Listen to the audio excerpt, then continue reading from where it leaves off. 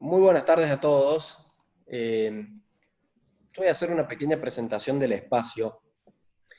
Eh, Nosotros estamos tratando de formar un partido político de gente que no está en la política, que se llama Unidos, que es un partido que busca eh, unir a toda la gente de corte liberal, reivindicando el término liberal. Eh, y, y tratando de tener una visión superadora y nueva en la política, que es dejar de lado los personalismos, haciendo un partido político con una carta orgánica revolucionaria, entendemos nosotros, donde todas las autoridades del partido no puedan ser candidatos a nada, donde todos los candidatos se elijan de forma con un voto directo de sus afiliados, y que de esta manera no existan más las listas sábanas en los partidos políticos. Entonces, aquellos que tengan la posibilidad de ser candidatos a cualquier cosa, primero no van a poder ser autoridades de un partido, del partido, de manera tal que no van a formar un partido para ellos, sino van a formar un vehículo político, las autoridades del partido, para que otros puedan competir, eso que nos gusta tanto a los liberales, que es competir, y esos candidatos van a ser elegidos por un sistema que se llama BUT, voto único transferible, donde el voto de cada afiliado vale uno y se pone a todas las personas que quieran ser candidatos a algo en una misma posición y son votados, y se hace un orden de mérito tan sencillo como con la cantidad de votos que hayan tenido. Y de esa forma se conforman las listas. No existe lista sábana, no existe amiguismo, existe solamente preferencia de los afiliados del partido. Así que en ese sentido estamos llamando a todas las personas que entendemos que son amantes de la libertad, que quieren reivindicar y poner en alto los valores de la libertad, de de la propiedad, los valores del liberalismo, que son el amor a la libertad, el amor a la propiedad, el respeto por el proyecto de vida del prójimo, y que cada uno busque la felicidad de manera sin intromisiones del resto, y que seamos tolerantes.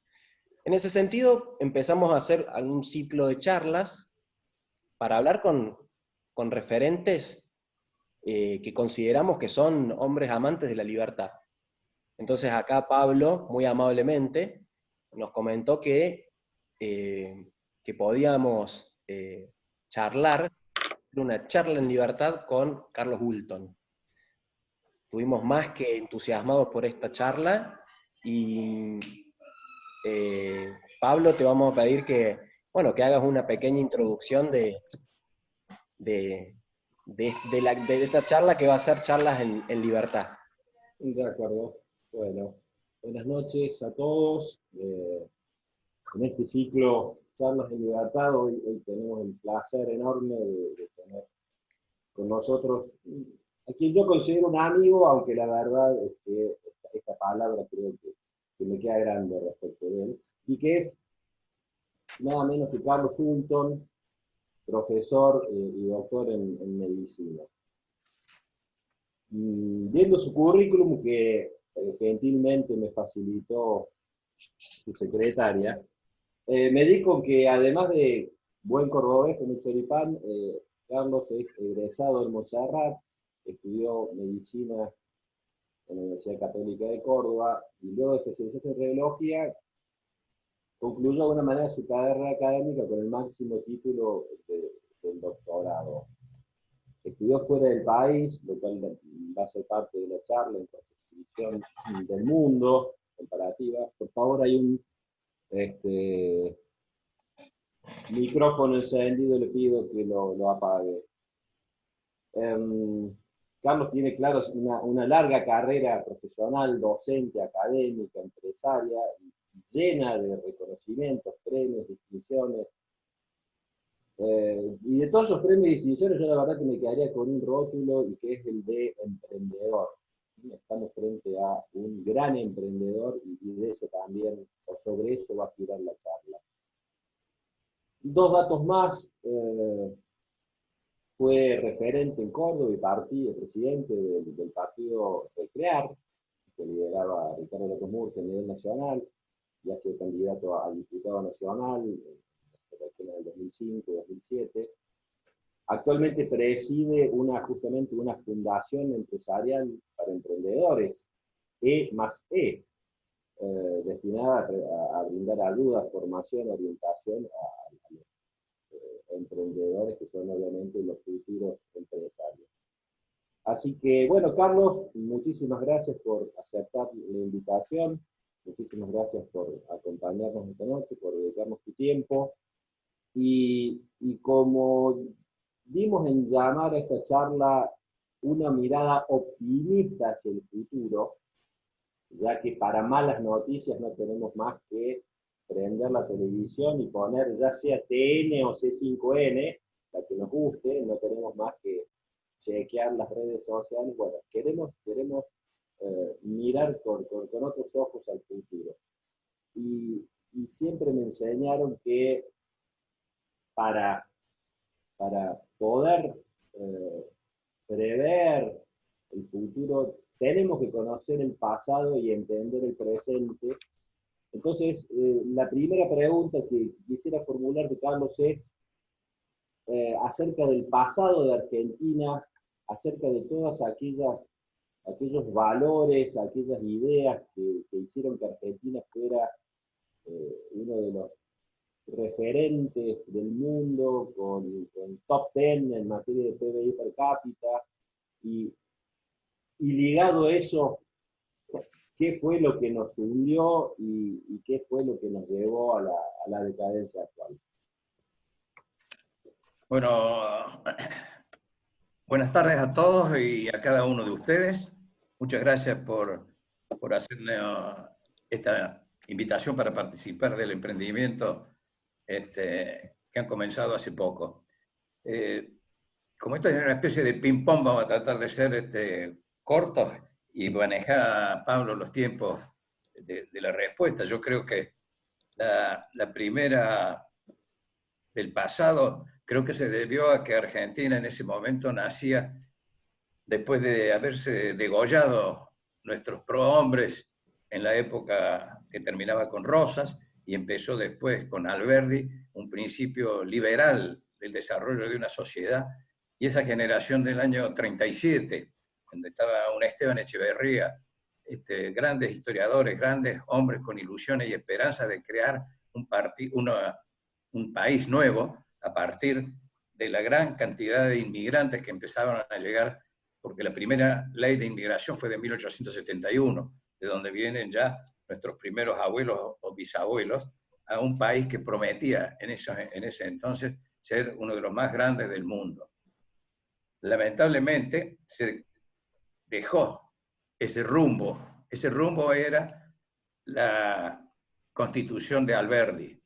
Y todo el éxito de Argentina de los primeros 50 años se debió a la claridad de esos hombres que acompañaron a Alberdi, esa generación del 37 que fue después tomada por la generación del 80. Es decir, esa generación del 80 que fue la ejecutora de todo lo que habían hecho los del 37 fue lo que posibilitó el crecimiento, porque esos hombres del 80, en donde estaban desde Derqui en adelante, terminando en Julio Roca, Avellaneda, Mitre, sí tuvieron la idea y los principios de hacer un país nuevo, un país grande, pensado a 100 años desde esa época, 80 o 100 años.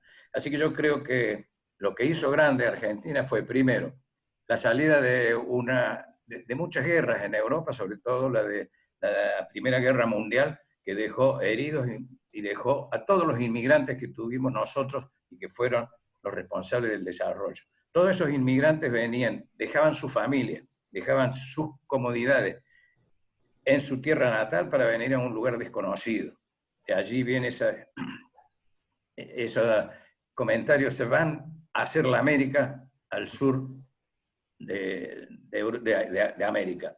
Esa gente es la que fijó las pautas de ese desarrollo, dándole un espíritu absolutamente de libertad a la República Argentina y posibilitó que toda esa gente que venía dejando la comodidad, la zona de confort en su país natal y venían con hambre, perdiendo todos sus familiares a un lugar que no conocían, no sabían qué es lo que había, solo podrían saber que había algunos indios quizás, pero no sabían a qué plan de social de salud se iban a incorporar, no sabían a qué colegio se iban a incorporar, no sabían qué los esperaba, pero venían con dos cosas: hambre y deseos de trabajar para un futuro mejor para los hijos de ellos, que fueron después a buscar sus respectivas parejas a Europa, volvieron. Así que la primera causa que yo diría que fue el pasado de Argentina, y fue esa melange de razas que venían casi todas europeas y que vinieron con ese principio de trabajar,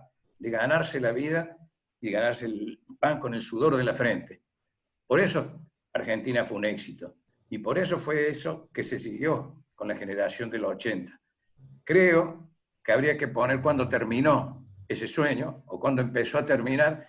Yo había pensado que podía ser en 1930, cuando la Corte Suprema de Justicia genuflexamente se entregó a un golpe militar, el primer golpe militar. Otros historiadores con más autoridad que yo me dicen, no, esto empezó en 1818, cuando hubo grandes movimientos populistas de un partido que no nació para ser, quizás para ser populista, que fue el Radical del 18. Así que esa sería la causa. Esa gente vino con confianza en la tierra nueva, a tierras desconocidas, sin saber qué les esperaba, pero con muchas ganas de trabajar, con honestidad, y a dedicarse a lo que pudiera ser. La mayoría, después de estar en el hotel de inmigrantes, pasó a ser distribuido por la Argentina en lugares diferentes. Santa Fe fue una de las provincias elegidas, el interior de Córdoba también, y de allí surge el campo argentino. Pero eso es porque no se abandonó el principio alberdiano de libertad. Y cuando Argentina empezó a perder eso, es lo que hoy, diría yo, tenemos que pedirle a la sociedad argentina qué quiere. ¿Quiere un principio de vivir en libertad, el liberalismo, o quiere un principio de socialismo? Es una elección de la comunidad argentina. No hay otra alternativa, en mi opinión. Yo no creo que haya una tercera posición. O es un liberalismo o es un socialismo. Uno va a defender, como dijo recién Ramiro, el poder a distribuir entre los tres poderes de la Argentina, el ejecutivo, el legislativo y judicial. El otro no. Y se ve hoy. Hoy está manejado por el presidente de la Nación solo, sin funcionamiento de los otros poderes. Y también la otra posibilidad es que el liberalismo respeta a rajatabla la propiedad privada, y los socialismos en general van por otro camino, por otra senda del partido. No tienen empecho en atropellar la propiedad privada. Si no es hoy, será más adelante. Creo, Pablo, que ese sería un resumen de cómo viene nuestro pasado, de dónde arrancamos. Bueno, te diría que la mirada optimista hacia el futuro ya me está deprimiendo, y en cualquier momento me tomo alguna pastillita de algún color.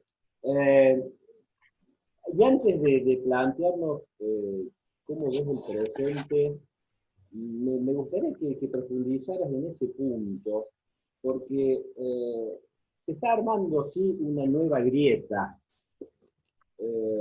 Nueva en esto que vos definiste con dos términos: socialismo y liberalismo. Y asumamos que ambos términos tienen mala prensa por deformaciones o por mal uso intencionado de los detractores. Entonces me gustaría dos cosas, Carlos. La primera, que nos aclares esto del liberalismo como si lo ves realmente como una posición frente a la libertad propia y ajena, y no este paradigma mentiroso del neoliberalismo.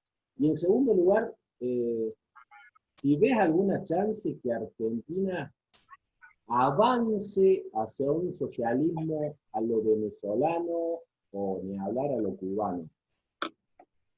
Bueno, yo creo que entre las 10 o 12 principios que rigen el liberalismo en todo el mundo, que nació 300 años atrás, está el respeto a la propiedad privada, está el que debemos ser manejados por un triunviro de gobernantes, que los elegimos, que es el poder ejecutivo, el poder judicial y el poder legislativo, que tenemos que ser conscientes de que entramos en un sistema que tiene que tener respeto por el prójimo y que mis derechos terminan donde empiezan los derechos del prójimo, que tenemos que generar riqueza, tenemos que producir riqueza porque el recurso natural no es suficiente, tenemos que el hombre es el que produce y agrega la riqueza a los recursos naturales. Argentina tiene los recursos naturales, pero lamentablemente perdimos los hombres que lo produzcan para beneficio de la comunidad.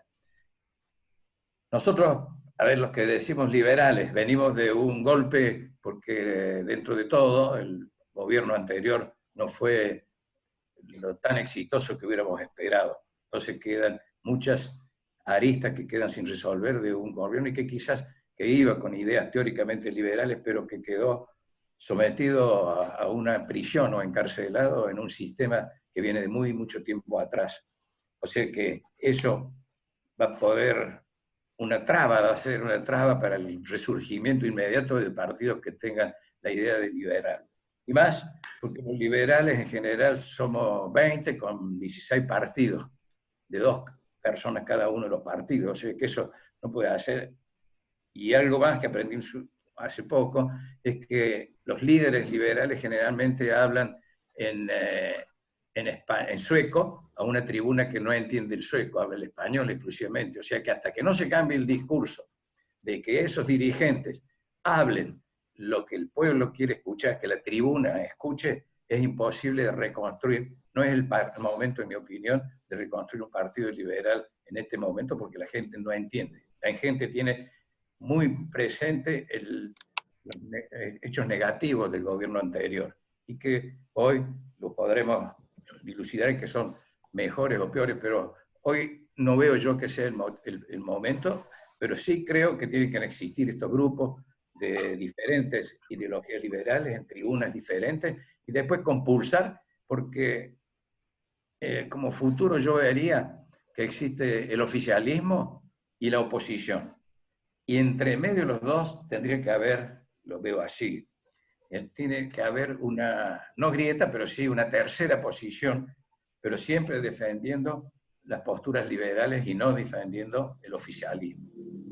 Yo, lo único que no le veo que es el momento, o sea, hoy, porque está dividido y nosotros hablamos un idioma que la tribuna no lo entiende. No lo entiende. Entienden otras cosas. No hay ningún programa que pueda sobrepasar la valla de acceso a ese pueblo o a ese pueblo que está en la tribuna. No me acuerdo de la segunda parte de tu... No, pero empalmo con tus conceptos que son mucho más interesantes que mis preguntas. Y, y acá el otro día, en otra charla que tuvimos, planteábamos este ejemplo de esa persona que cuando cobró el ingreso familiar extraordinario, en lugar de gastarlo, lo empleó para comprar frutas y verduras y así comenzó un emprendimiento en su casa. Tengo la sensación, Carlos, y viendo la cantidad de chicos que se acercan y que preguntan, viéndolo en mis hijos y en los amigos de mis hijos, tengo la sensación que hay una semillita de libertad que está germinando, pero desmitifícame lo siguiente. Decir lo que la tribuna quiere escuchar, en mi diccionario se llama demagogia. Y me parece que acá lo importante es algo de lo que también hablaba ayer Agustín Echevarne, y es lograr una revolución cultural.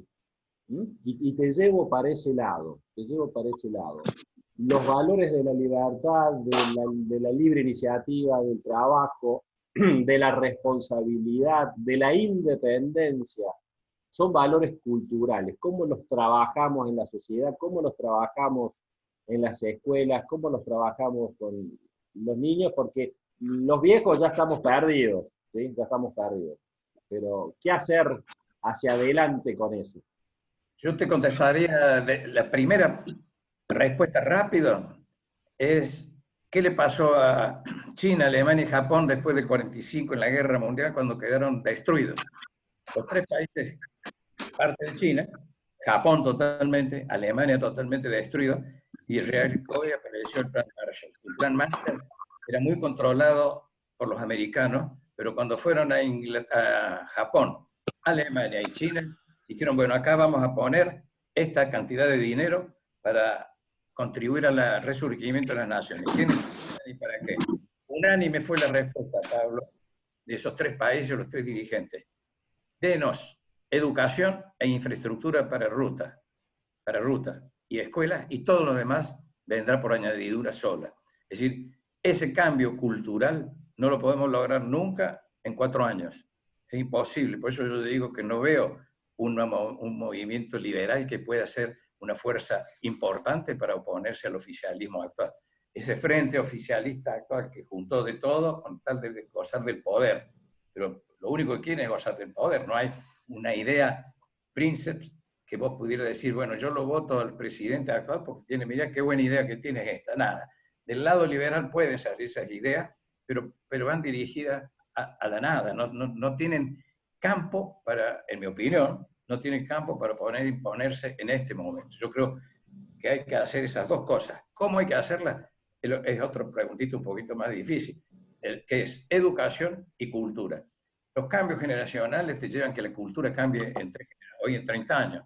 O sea, del 45 al 75 no hubo grandes cambios en Alemania ni en Japón, pero al 85 ya ves que son países súper potentes y desarrollados. Aparte, esto lo decía Gramsci.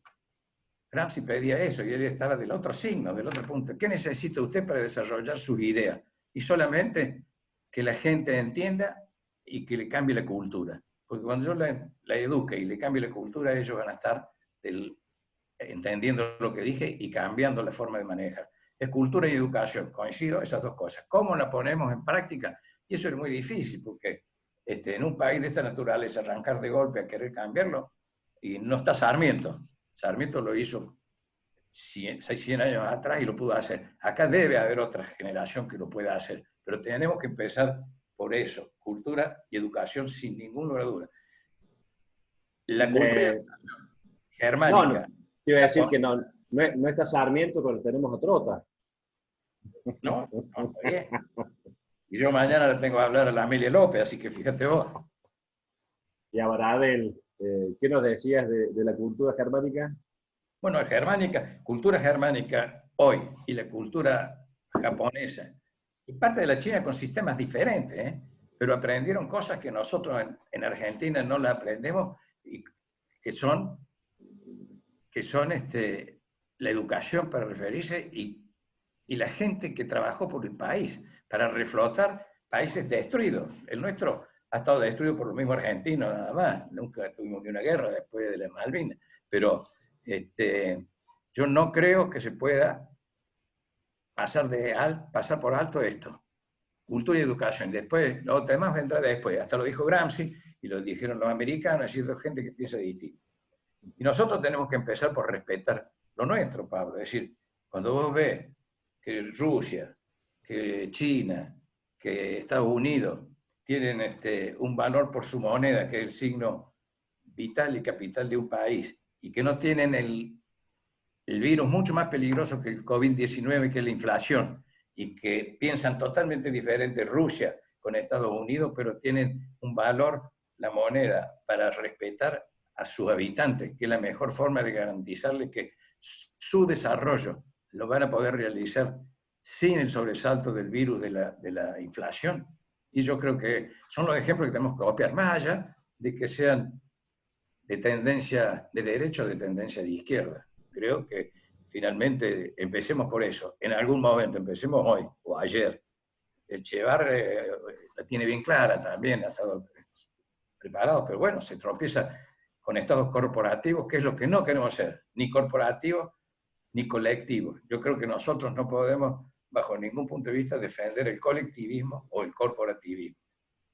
Bueno, y te pregunto ahí, Carlos, mucha gente, y lo lees en los diarios, está hablando de esta Argenzuela, esta suerte de que Argentina pasito a pasito va avanzando hacia ese rumbo. ¿Lo ves posible desde lo social, desde lo cultural?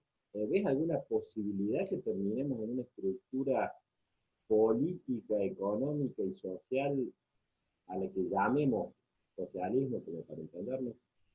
Yo también hemos conversado con muchos amigos, tengo ese temor. Todas las medidas, esta sumisión de toda la sociedad argentina con la excusa de la pandemia y del virus, que da muy buenos resultados en salud, que es lo que había que hacer. El virus, el COVID, no se puede tratar nada más que con aislamiento, barbijo, pero no bozal, y después guantes o aislamiento.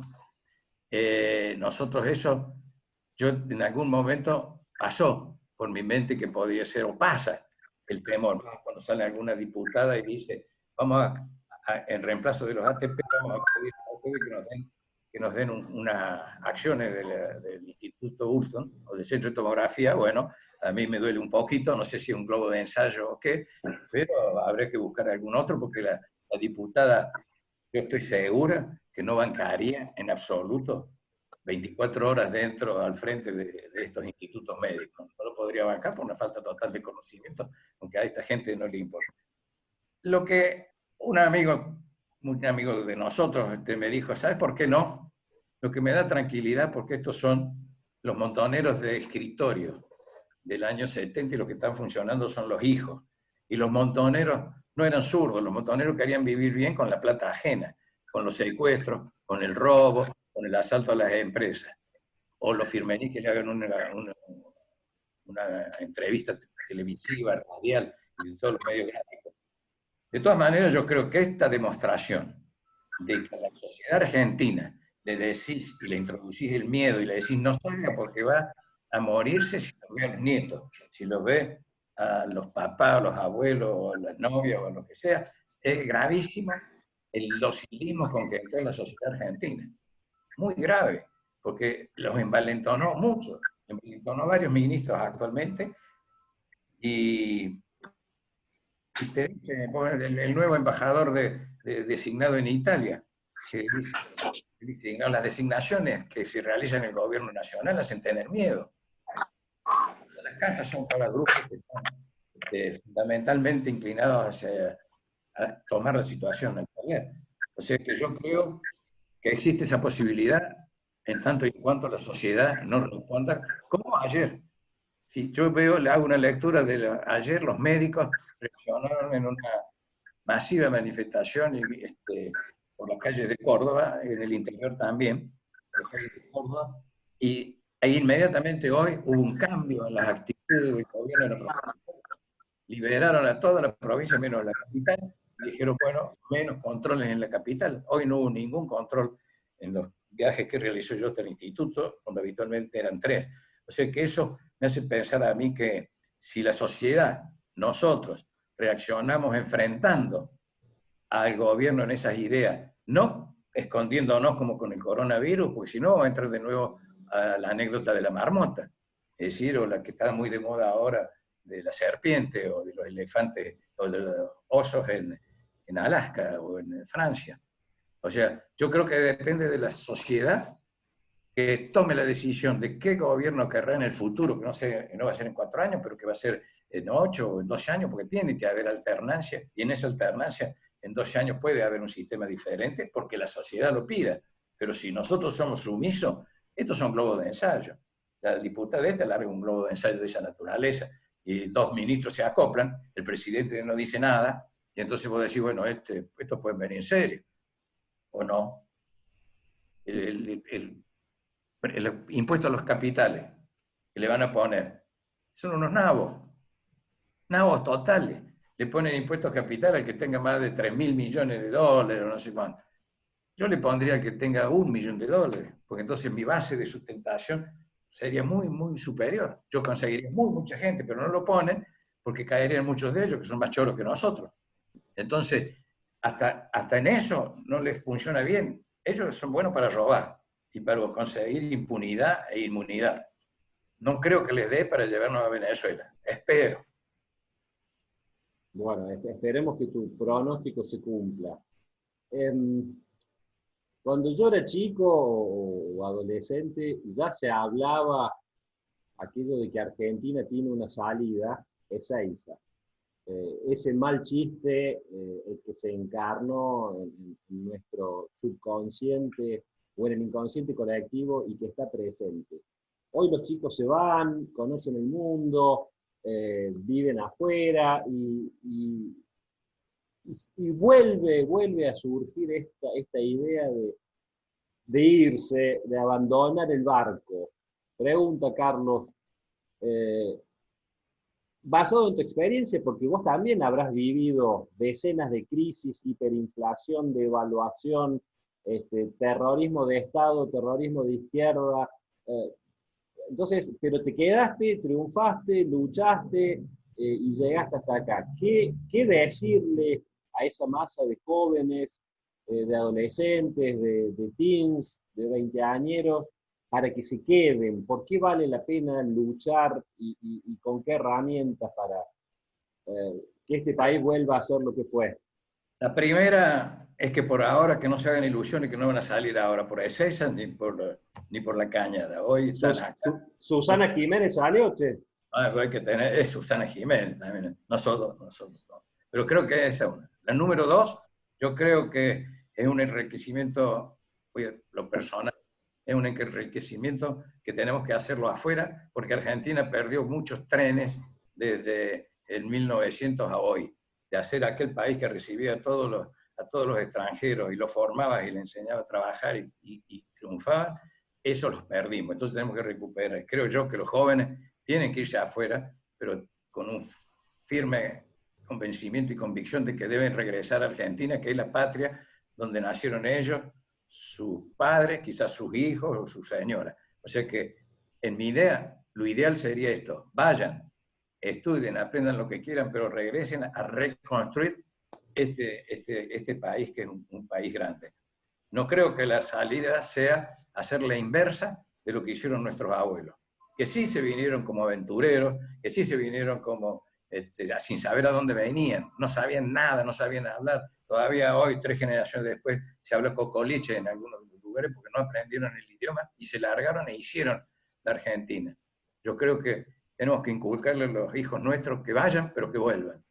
No, porque es mucho más fácil quedarse en un lugar en donde se respetan todas las reglas de juego y no en la Argentina, donde los gobiernos de turno, en los últimos 50 años, de cualquier signo que han sido, militares, no militares, radicales, no radicales, peronistas, no peronistas, macristas, no macristas, no respetaron nunca la moneda ni el individuo ni la libertad. O sea, llevamos una mochila muy pesada. Esa mochila pesada hay que hacérsela convencer a los hijos, pero que es difícil la Argentina, es difícil, muy difícil.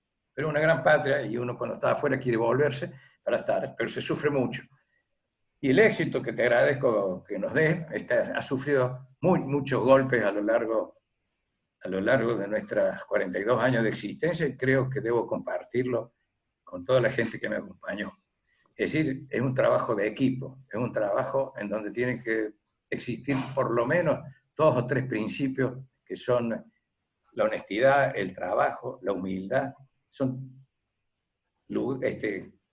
virtudes que tienen que existir para poder llevar adelante un emprendimiento. Si no tenés eso, nada. Y en el caso mío tuve la suerte de tener compañeros de ruta desde hace 40 años que han ayudado a sostener esto en las buenas y en las malas. Hoy creo que estamos en las peores de las situaciones que en 42 años han tocado, pero soy optimista en que vamos a salir a flote, pero a esto un gran costo social, porque el costo económico no lo ha medido como corresponde el gobierno por una razón populista, porque esto es una confusión total.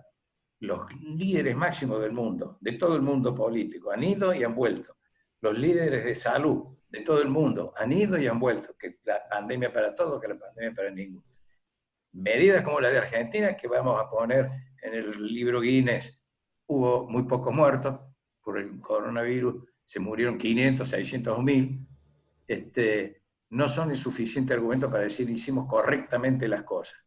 Para conocimiento de esta audiencia, yo diría, años 2016, 2017 y 2018, las estadísticas muestran que murieron 38.000 personas por año por las diferentes gripes y neumonía, por problemas respiratorios, 38.000 por año.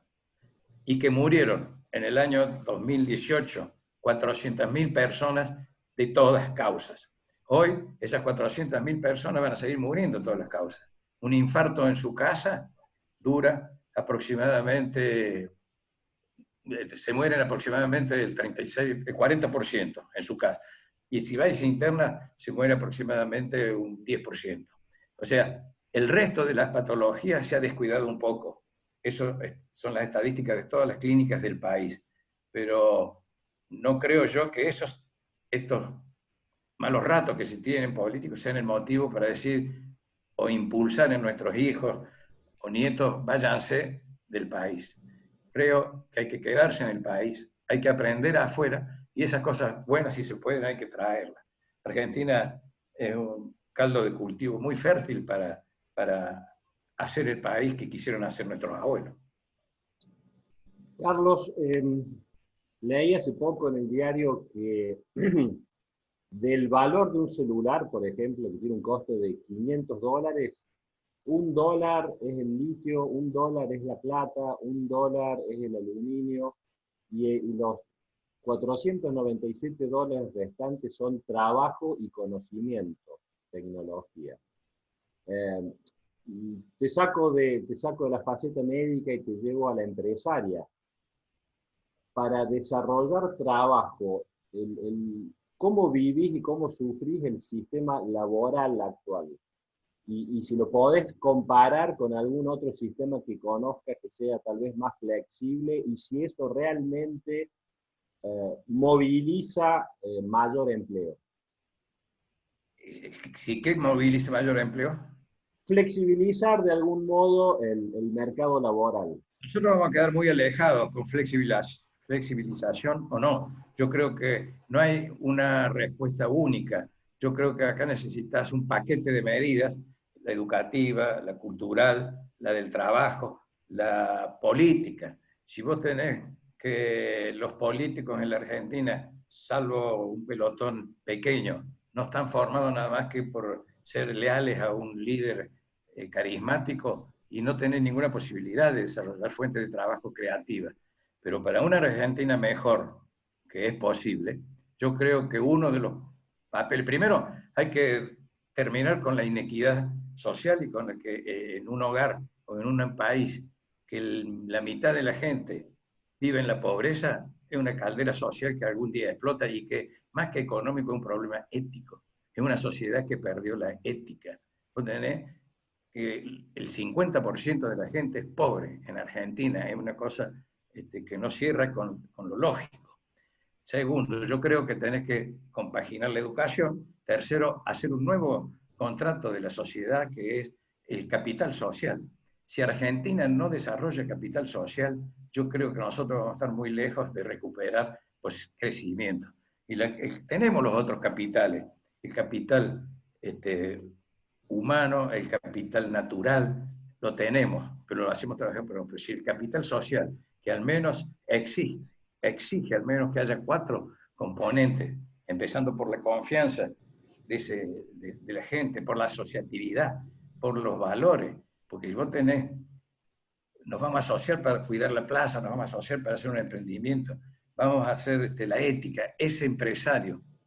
Por eso de los emprendedores, que me gusta a mí, los emprendedores no los puede manejar el Estado, lo tiene que manejar el sector privado, porque de ahí van a salir los empresarios mañana, y los empresarios son los que producen la riqueza. La política, el Estado, que lo elegimos nosotros, pero que lo usurpan ellos, los que mandan, no tiene ninguna posibilidad de desarrollar el país. Lo tiene que desarrollar a través de esas posibilidades que decís vos de la tecnología. México exporta el 3% de conocimiento y Taiwán el 97% de conocimiento. Entonces, yo decía, los viejos nuestros que se asustaban cuando le mencionabas vos la palabra Corea del Norte, porque si no, Corea del Norte lo que va a hacer, y bueno, y nosotros nos asustamos hoy porque vemos a Venezuela en las puertas, pero la economía del conocimiento te da 3% México, 97% para Corea del Sur.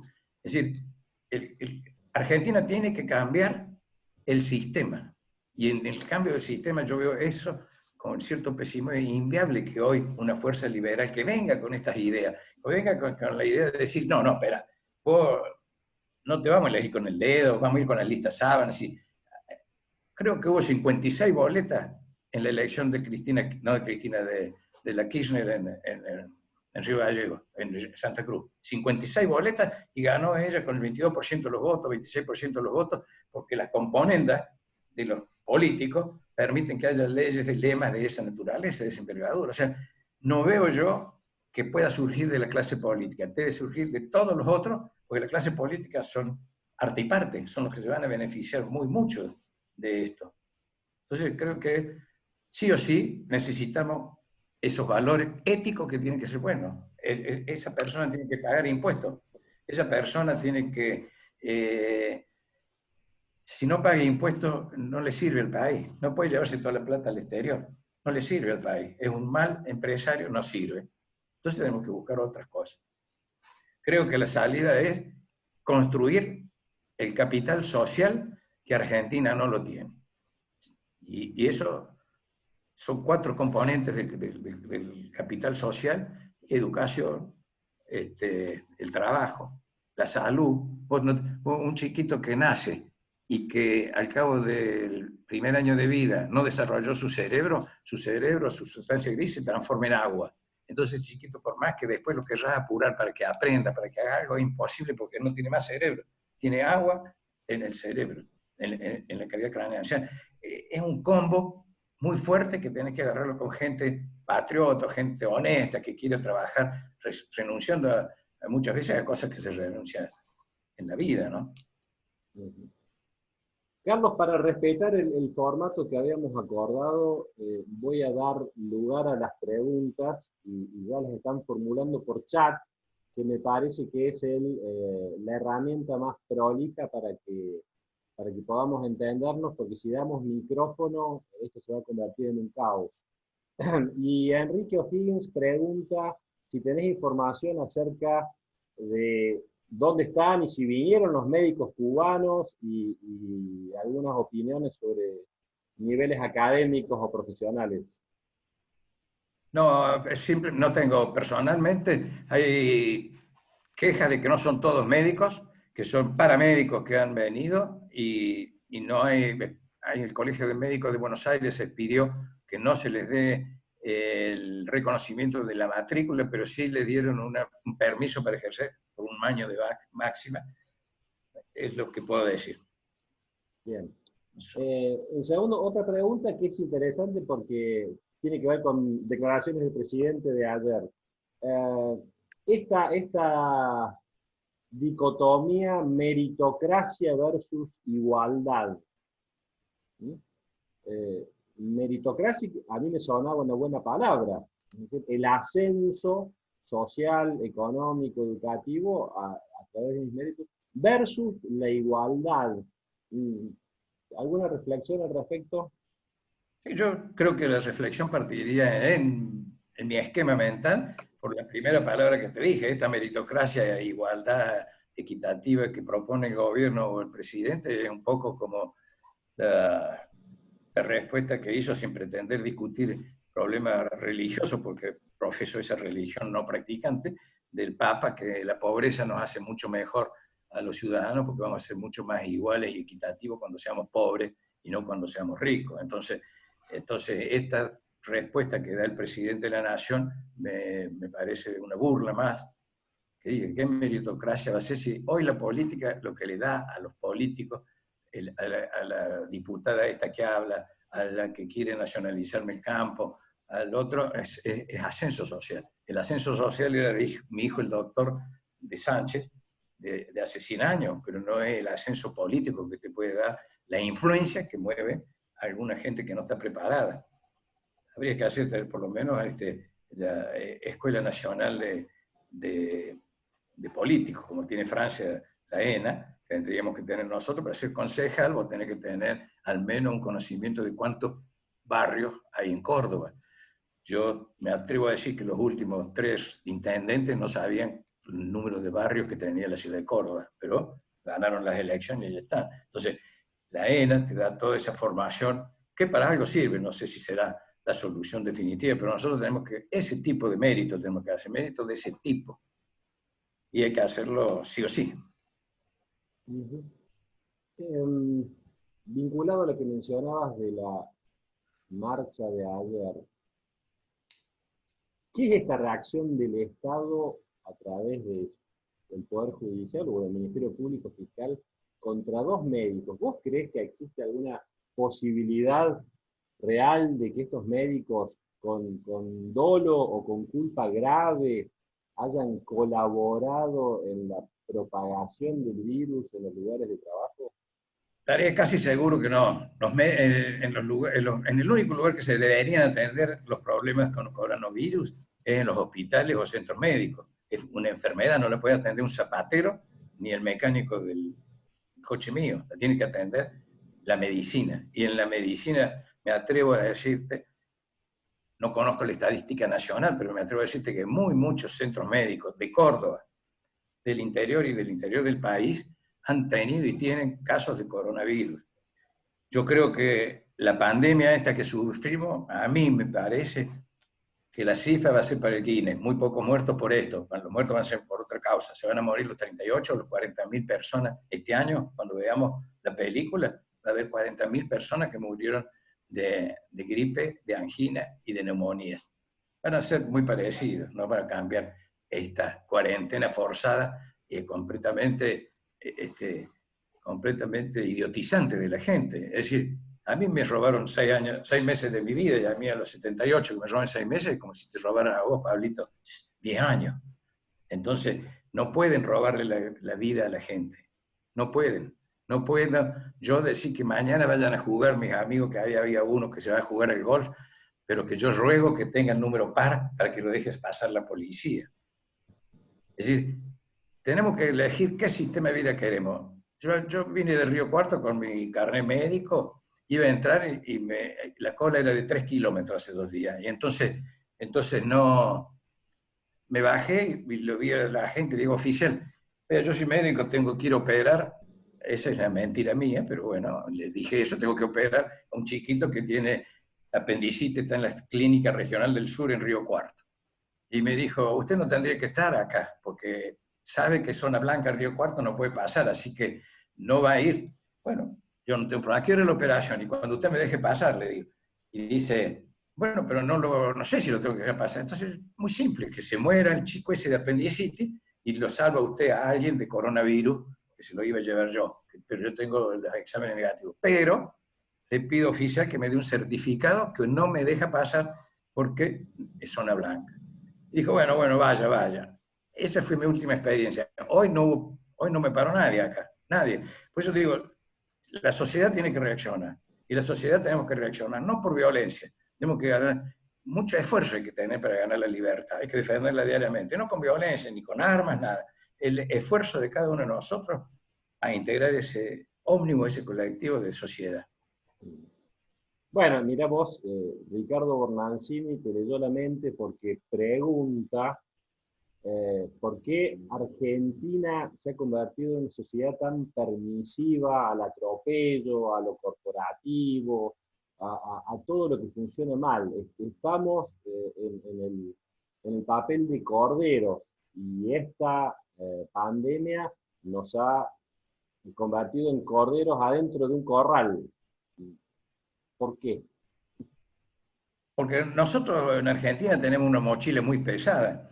Yo no conozco muchas antes del año 70, pero desde el año 70 nosotros tuvimos un proceso militar que fue muy crudo, cruel, doloroso, y llevamos, te diría yo, todos los ciudadanos argentinos un estigma incorporado que le tenemos temor al uniforme de cualquiera que sea, porque no tengo ninguna otra explicación.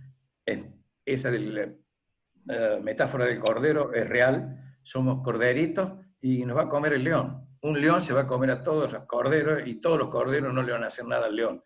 Entonces, esa es mi propuesta. Nosotros como individualmente tenemos que tener alguna forma de protestar contra el avasallamiento que tienen. No puede, esto ha sido una muestra y un globo de ensayo muy fuerte para la sociedad. Creo que mañana tendrían que salir los abogados, los escribanos o los dentistas que no dejen trabajar en otra caravana sin hacer... no podemos entregarnos. Algo tenemos que hacer. Demos lucha de algún lado. Hernán Maldonado, el querido negro, a quien veo echado en un sillón, pregunta de qué manera el deporte podría colaborar en la construcción de este capital social. Absolutamente necesario. Y hace viniendo para casa escuché el diálogo Pablo Rossi, Pichi Campana. Entonces, que dicen, hemos liberado todo lo interior para que hagan deporte, etc. Es necesario, el deporte es absolutamente necesario. No hagamos, si quieren, rugby cuerpo a cuerpo o lucha cuerpo. Cuando Pablo Rossi le dice, dígame o decime, Pichi, ¿a qué se debe que se pueda caminar, pero no trotar ni galopar en la calle nosotros? Y Pablo Rossi dice, ¿por qué es eso? Decime la explicación. Y Pichi dijo, la pregunta que me haces, no te la puedo contestar, pero me lo dijeron los médicos que hacen estas cosas, porque parece que los virus van mucho más rápido si vos vas corriendo. Entonces, esto es más de lo mismo. La gente contesta cualquier cosa, el globo se va armando. Así que, Hernán, yo creo que hay que hacer deporte y que hay que romper la cuarentena, y mis amigos del jockey que mañana van a ir a jugar violando los impares y los pares se van a ir juntos a una cancha del interior porque los dejan volar. No, tenemos que jugar acá. Tenemos que abrir de prepo la cancha. Que venga toda la policía y nos controle acá. Yo creo que tenemos que revelarnos a la sociedad. No me vaya a meter preso por lo que digo, Pablo. No, en absoluto. Además, si no lo defiendo yo, lo defiende Gonzalo Echenique o el pájaro Soncini, que también acá los veo. Así que abogados, doctor, no le van a faltar. Bueno. Es un tema que lo tenía anotado. Hay un cierto temor a alguna explosión social, originada por un lado en la pobreza, pero también por otro lado originada en el hartazgo social, en la complicación económica para los comerciantes, los monotributistas, los cuentapropistas, y bueno, y un estallido social en este momento que arranca una caravana y termina destrozando. No es saludable, pero ¿lo es posible? Sí, yo no descarto que haya explosión social si sigue la escasa flexibilización por la cuarentena. Tiene que haber. A otros gobiernos se lo hubieran hecho y acá tiene que haber. El campo, yo tengo campo, Pablo, y la gente del campo no te deja pasar de un pueblo al otro a comprar pan. Dice, no, usted tiene que comprar en el boliche que esté más cerca de su casa. Hay uno cada 2 kilómetros, usted no puede andar 5 kilómetros. Entonces tiene que haber una rebelión nuestra social, y la rebelión la va a hacer esa gente cuando no tenga hambre o los medicamentos, no tiene medicamentos. Yo creo que puede haber una rebelión. Y esas son las preocupaciones que yo digo, no creo que vayamos ya a Venezuela, pero hay 8 o 10 indicadores del gobierno nacional que me hacen pensar que acá corremos riesgo. Preocupación, por lo menos, por ejemplo, que la exagerada emisión de dinero, eso en algún momento sale a la luz. Entonces, ¿qué hacemos con eso? Las cajas tributarias, prácticamente la vicepresidenta las entregó a las cargas tributarias, las cajas recaudadoras, las cargas tributarias que tiene Argentina, abrir un negocio en Argentina. O sea, esto es inviable, nuestro sistema es inviable. Si lo seguimos sosteniendo, y bueno, es culpa de la sociedad que lo elige, lo quiere así. No entiendo por qué me tiene que decir el gobernador de la provincia, usted va a salir mañana porque es impar su número como es. Y usted, como es, tiene más de 70 años, no puede salir, se quede en su casa. Entonces, hay cosas que no son comprensibles. Bueno, de hecho, Eduardo acá pregunta si este no es el momento para armar una tercera opción, ¿cuándo? Y acá va a ser la única contradicción que voy a tener contigo esta noche, y es esa.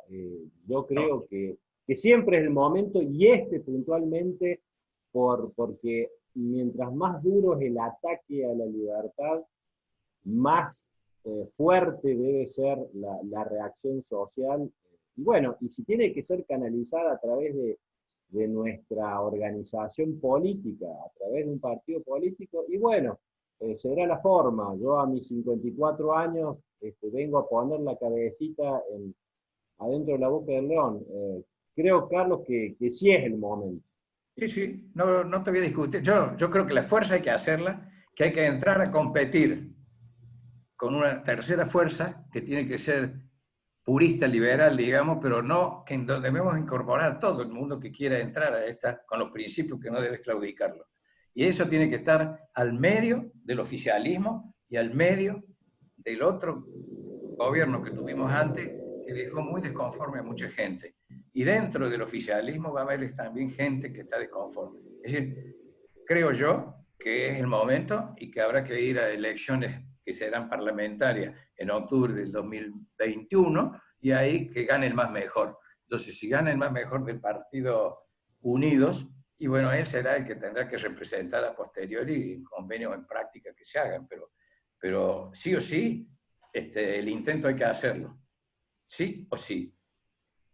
Lo que fueron en la Atlantis, la expedición a Atlantis, al regreso le hicieron un homenaje en Mar del Plata, que fue la que salieron de Puerto de España, para decir que antes de Cristóbal Colón, 3.500 años antes, habían venido, traídos por las corrientes marítimas, africanos al territorio americano. Y entonces dijo él, en el cual se dice, esto que hemos hecho nosotros, que se hizo en el año 1988, dijo, y puso ahí muy grande, en una lápida, dice, que el hombre sepa que el hombre puede. Entonces, Pablo, con eso te contesto, sepan que sí se puede. Usemos otro eslogan, porque sí se puede, No, ya no, lo... no le pongas sepan que sí se puede, no le pongas sí se puede, pero... Bueno, yo para respetar los horarios y respetar el tiempo de la gente y el tuyo, no me queda más que agradecerte infinitamente. Ha sido muy útil, muy claro, con el pesimismo y el optimismo en paralelo, porque bueno, eso está en nuestra realidad, ¿no? Vemos lo malo y bueno, quisiéramos lo bueno. Así que seguramente ahora Ramiro va a hacer un cierre con algunos avisos parroquiales, básicamente con alguna próxima actividad para invitarlos. Así que bueno, Carlos, y a todos los que estuvieron presentes, muchísimas gracias. Gracias a todos ustedes. No, Hasta el momento. Carlos, la verdad que lo que quería comentarte, antes, por favor, no sé, no te desconectes. Eh, bueno, te agradezco muchísimo, has dado una visión muy racional de toda la situación que vivimos. Es que yo tengo, con lo que, relacionado con lo que vos contaste, yo tuve a mi padre mucho tiempo enfermo y mi madre se dedicaba a cuidarlo todo el tiempo. Mi padre estuvo postrado en una cama. Falleció mi padre y en cierta forma, mal que nos pese, pensamos en la vieja y dijimos, bueno, por lo menos la vieja ahora empieza a vivir. Empezó la cuarentena. Después de haber estado años cuidándolo a mi padre, ahora está encerrada y me decía, hijo, vos sabés que yo por lo que más sufro es porque no puedo ir a misa. Entonces, pensando eso, y pensando en cuando comentaste eso, que te quiten 6 meses a tus 78 años, mi madre tiene 76, 7 años, es verdaderamente muy movilizador. Y en mi situación, yo tengo hijos, y viste que todo el mundo dice, no, porque yo me iría. Yo no tengo chances particularmente de irme, porque yo si me voy no me los puedo llevar a mis hijos, porque se tienen que quedar con la mamá.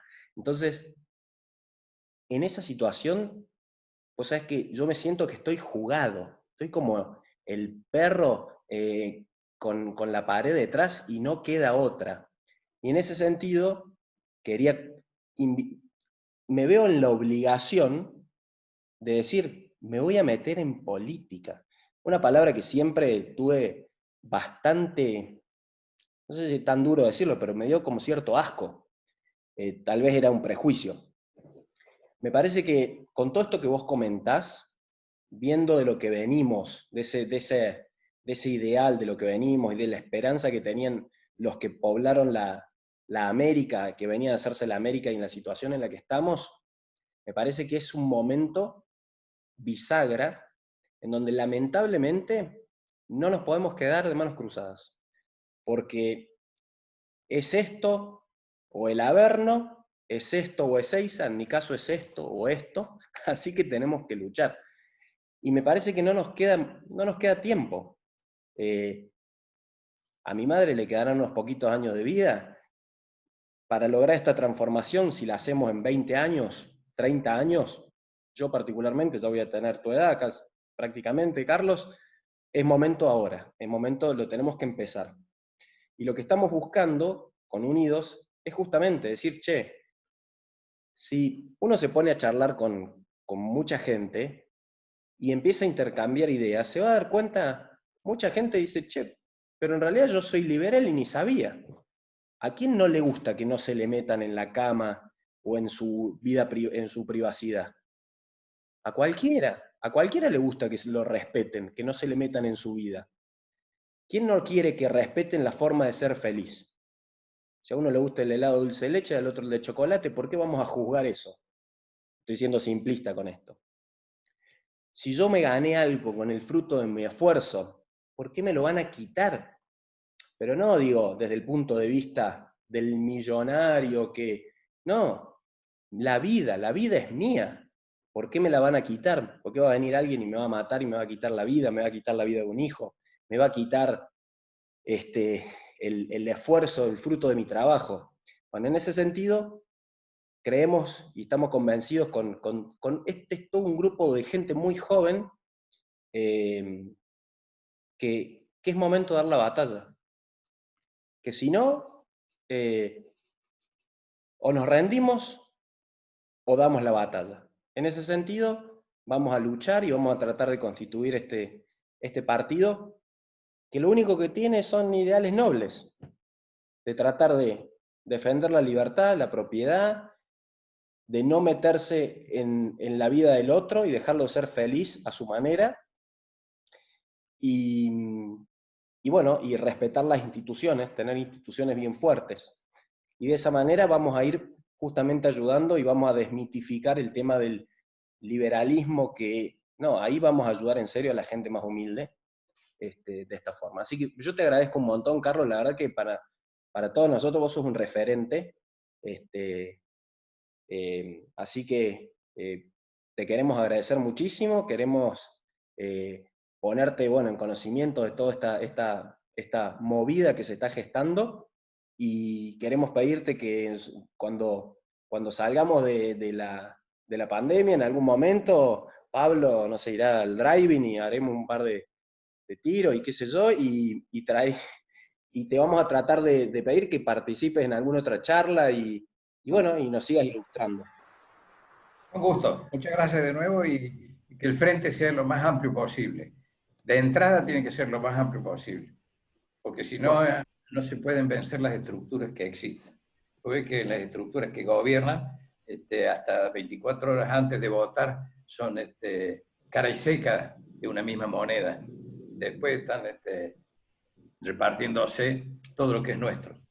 Entonces, creo que está bien, pero sepamos que es una dura tarea que la tienen que encarar con la mayor cantidad de gente que se puede incorporar. Estos 7 partidos liberales que andan circulando por la Argentina y sueltos van a sacar 10 votos cada uno. Entonces nos juntamos todos y en una de esas sacamos 70 y con 70 tenés alguna posibilidad. Tiene que ser un frente muy amplio. Hay que ser muy generoso en la constitución del frente. Si no se es generoso y se dice aquel no porque aquel es rubio o aquel es morocho o aquel estuvo en la UCE y el otro en la UCD, no va. Tiene que ser los fundadores de los grupos tienen que ser de una amplia generosidad. Yo no creo, salvo lo de Hitler, que haya en la Argentina tanta gente que quiera ser gobernada por un tercero, que sus ingresos sean gobernados por un tercero, que le roben los fondos de jubilación y después hagan lo que quieran con el dinero, con la vida de cada uno. No sabemos, no nos quisimos involucrar. Nos involucremos. Yo me involucré con Pablo Landín en su momento. Perdimos, yo digo muchas gracias por haber perdido, porque cuando uno ve las cosas que suceden son bravas, hay que tener jugadores que estén en el barro. En el barro, no nacimos para estar en el barro, es complicado. Me salva nomás mi abogado, que no lo veo más acá, antes lo veía, el abogado Echenique. Pero bueno, lo felicito y cuenten, yo apoyo todas estas iniciativas y creo que es lo que tiene que ayudar a que cambiemos la Argentina, a que trabajemos por ese capital social. Si no tenemos ese capital social, con esas 4 vertientes que yo dije, y nos falta eso. Hay que hacer eso, hay que trabajar en eso. Eso hace 20 años, 25, que Argentina viene diciendo, hagamos capital social. Y no lo hacemos, por lo que sea. Entonces, esa es una vertiente para trabajar. Gracias de nuevo, no le robamos más tiempo. Bueno, yo tengo un poco más de pelo que Carlos Pagni, pero prometo que cuando podamos nos tomamos ese whisky que nos debemos. Claro, ustedes paguen los honorarios. Gracias, Carlos, y gracias a todos. Muchas gracias a todos. Gracias. Los abandono, chicos. Sí, señor, cerramos.